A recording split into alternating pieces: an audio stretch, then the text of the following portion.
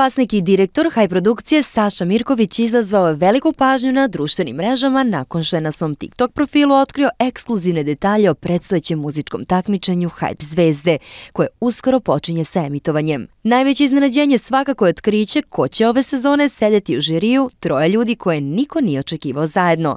Aca Lukas, Sonja Vuksanović i njen bivši suprug Željko Šašić. Poznato je da je Sonja bila udata prvo za Željka, zatim je bila i u braku sa Acom Lukasom, što je već godinama predmet interesovanja domaće javnosti. Sada će svi zajedno sedeti u žiriju ocenjujući nove muzičke nade Balkana, a mnogi predviđaju da će se tenzije sa scene preneti i iza kulisa. Ovo je dokaz da Hype samo spaja ljude. Upravo sam dobio informaciju i razgovarao sa ex-bračnim parom Vuksanović u žiriju Hype zvezdama.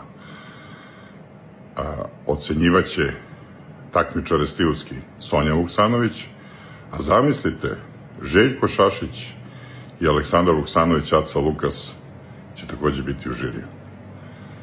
Pa gde ovo ima? Pored svih ostalih, naravno, naših pevača, ova trojka će biti vrh. Sada se na svom Instagram nalogu oglasila i Sonja koja je podelila objavu Saše Mirkovića. Ova neobična postava u kojoj su dva bivša muža i jedna bivša supruga već je izazvala burne reakcije javnosti, a mnogi s nestrpljenjem očekuju da vide kako će funkcionisati zajedno u ulozi sudija Hype zvezda.